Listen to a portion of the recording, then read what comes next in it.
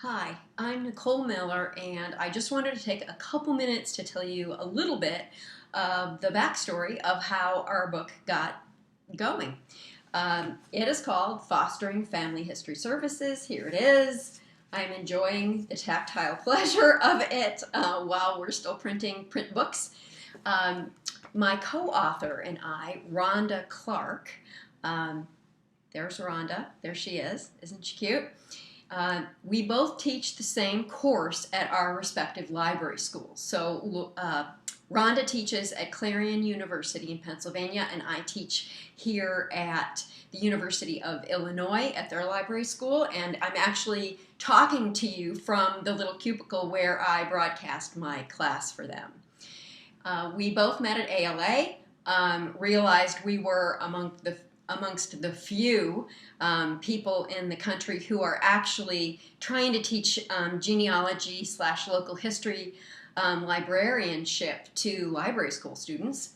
And we realized that we were struggling in a way to teach our course because there wasn't really a good book about that topic. There have been several books written about how to do genealogical research for librarians, but none of them really covered the how do we run our collections, how do we interact with patrons aspect of it. So we just decided we're just going to have to do this. So she in Pennsylvania and I in Illinois, we used Google Docs and long distance phone calls to coordinate the writing effort, and we found it a somewhat challenging book to write because of the fact that there are so many topics that are involved in genealogical research. So too are there so many topics involved in dealing with genealogical patrons. So we ended up pulling apart and putting back together again our book outline at least 4 times. But we finally settled on a fairly good core of information that was manageable for the book. And here's what we ended up covering just very quickly. An overview of why genealogy has become so popular, especially in the US. Some idea as to how it ties in with other branches of history, such as social history and oral history and microhistory. Also, how genealogy service is not so much dependent on having a physical collection anymore. That's a really important idea. We also looked at various formats of local history writing and how those are recorded, and both traditionally in print sources and then now in online sources. We took a look at oral history and how that ties in with family history, and how librarians and archivists and volunteers can administer formal projects, but also help patrons on a one-on-one basis with that.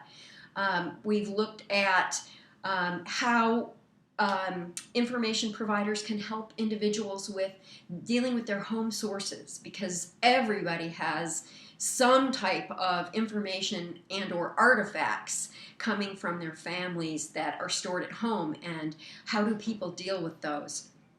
Also, a whole chapter on photographs, especially how to gather, analyze, and identify and store them. A whole chapter on maximizing access to a collection that you do have in your institution, meaning how can we leverage our websites, how can we leverage our cataloging, how can we use new tools to develop finding aids to give researchers the maximum amount of access to what sources are out there for them. Also, an entire chapter on reference, not just how to interact with the researchers, but also how to administer your reference service. Finally, we've got one chapter on an overview that is an overview of basic sources that beginning researchers use. We kind of reversed that from other books where that was pretty much the whole book.